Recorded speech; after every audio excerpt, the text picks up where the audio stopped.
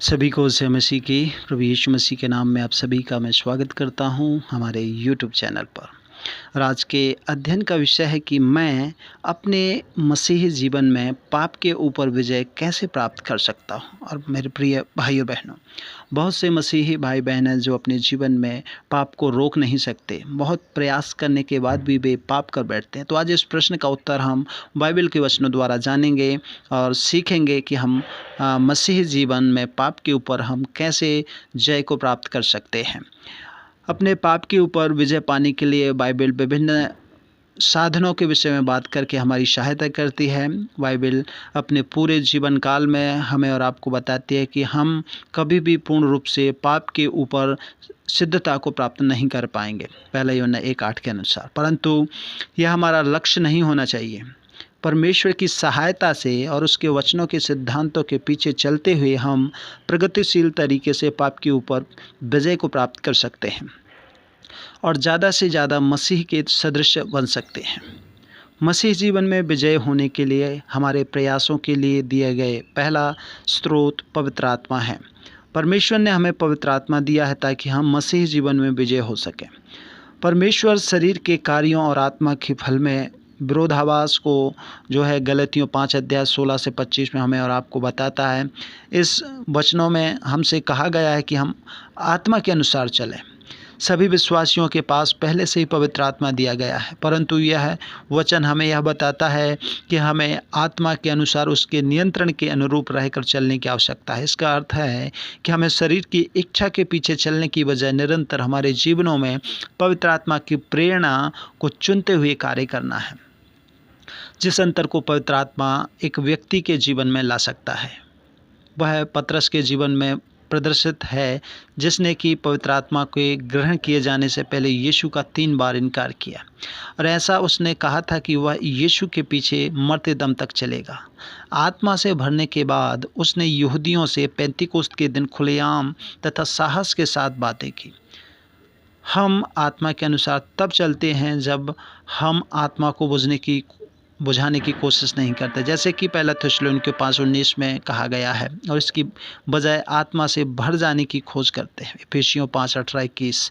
एक व्यक्ति पवित्र आत्मा से कैसे भर सकता है? सबसे पहले यह परमेश्वर की इच्छा से है, जैसा कि पुराने नियम में भी था। उसने पुराने नियम व्यक्तियों और विशेष घटनाओं को चुना कि वह उसके चुने हुए लोगों को भरे ताकि वे उसकी इच्छा के कार्यों को पूरा करें, और उसने उन्हें अपनी आत्मा से भर दिया। मेरे प्रिय भाई बहनों, उत्पत्ति 41:38, निर्गमन 31:3, गिनती 24:2, पहला शमूएल 10:10, इफिसियों 5:18-21 और कुलुस्सियों 3:16 में प्रमाण है कि परमेश्वर उनको भरने के लिए चुनता है जो अपने आप को परमेश्वर के वचन से भर रहे हैं। यह हमें हमारे अगले स्रोत की ओर ले जाता है, अगले सीढ़ी की ओर ले जाता है।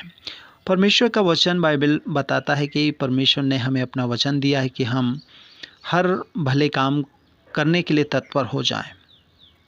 यह हमें शिक्षा देता है कि कैसा जीवन बिताएं और किस पर विश्वास करें। जब हम गलत मार्ग अपनाते हैं तो यह हम पर प्रकट करता है। हमें वापस सही मार्ग पर आने के लिए वह हमारी सहायता करता है और उस मार्ग पर बने रहने के लिए हमारी सहायता भी करता है। इब्रानियों 4:12 के अनुसार हमें वचन बताता है कि परमेश्वर का वचन जीवित, प्रबल और 2-धारी तलवार से चोखा है, जो हमारी मन की भावनाओं को आर पार छेदता और हमारे अंदर की बातों को जांचता है।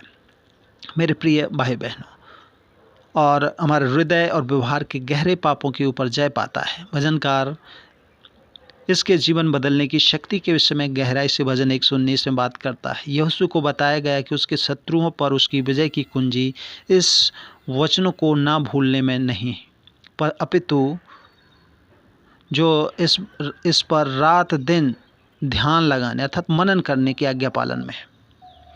यह कार्य उसने किया, यहाँ तक कि जब जो कुछ उसे परमेश्वर ने करने का आदेश दिया था वह कोई सैन्य बोध का नहीं बताता था। और बाइबल हमें बताती है कि जो बाइबल एक ऐसा स्रोत है जिसे हम आमतौर पर हल के रूप में ले लेते हैं। हम इसकी सांकेतिक सेवा बाइबल को अपने साथ कलीसिया तक ले जाकर या दैनिक मनन में पठन के द्वारा एक दिन में एक अध्याय पढ़कर करते हैं। परंतु हम उसे स्मरण करने में, जैसे कि बाइबल बताती है कि हमें वचन में स्मरण करने में या उसे अपने जीवन में लागू करने में उसके द्वारा प्रकट किया गया पाप को स्वीकार करने में, उन वरदानों के लिए परमेश्वर की स्तुति करने में जो उसने प्रकट किए असफल रहते हैं। जब बाइबल की बात आती है तो हम अक्सर या तो अत्यंत कमज़ोर या फिर उसके विपरीत हो जाते हैं।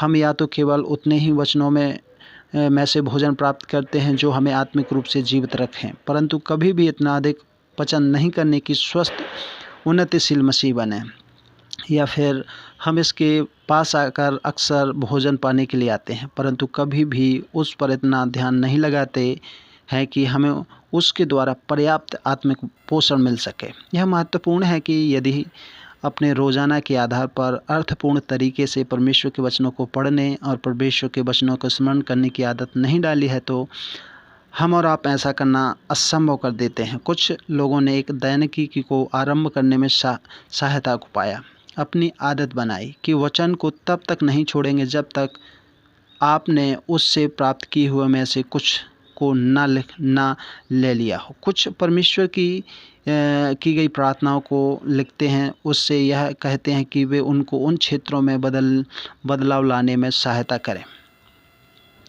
मेरे प्रिय भाई बहनों, पाप के विरुद्ध हमारे युद्ध में एक तीसरा महत्वपूर्ण स्रोत प्रार्थना है। एक बार फिर से यह एक ऐसा स्रोत है जिसका झूठा सम्मान मसीह विश्वासी करते हुए इसका खराब उपयोग करते हैं। हमारे पास प्रार्थना भाषाएं, प्रार्थना का समय वगैरह होता है, परंतु इसका उपयोग उस समय नहीं करते जब हमें ज़रूरत रहती है। हमारे जीवनों में पाप के ऊपर विजय पाने के लिए प्रार्थना बहुत महत्वपूर्ण है। जैसे कि यीशु मसीह गतसमनी के बाग में मसीह के द्वारा पतरस को बोले गए शब्द, जैसे कि गतसमनी के बाग में जब यीशु प्रार्थना करते हैं और पतरस से बात करते हैं, उस समय कहा गया कि जो उसने पतरस के इनकार से ठीक पहले बोले थे। जब यीशु प्रार्थना कर रहा था तो पतरस सो रहा था। यीशु ने उसको जगाया और कहा, जागते रहो, प्रार्थना करते रहो कि तुम परीक्षा में ना पड़ो। आत्मा तो तैयार है पर शरीर कमज़ोर है। मत्ती 26:41। हम भी पतरस की तरह वह करना चाहते हैं जो सही है, परंतु इसे करने की सामर्थ्य नहीं पाते। हमें परमेश्वर की डांट फटकार की आवश्यकता है, जिससे कि हम खोजते रहें, खटखटाते रहें और मांगते रहें और वह हमें सामर्थ्य देगा जिसकी हमें आवश्यकता है। मत्ती 7:7 के अनुसार प्रार्थना कोई जादू वाला फार्मूला नहीं है। प्रार्थना तो केवल अपने स्वयं की सीमाओं को और परमेश्वर की कभी ना थकने वाली सामर्थ्य को पहचानना है, और जो वह हमसे कराना चाहता है उसकी सामर्थ्य को पाने के लिए उसकी ओर मुड़ना है, वह नहीं जिसे हमें करना चाहते हैं या हम करना चाहते हैं। पहला यूहन्ना 5:14-15।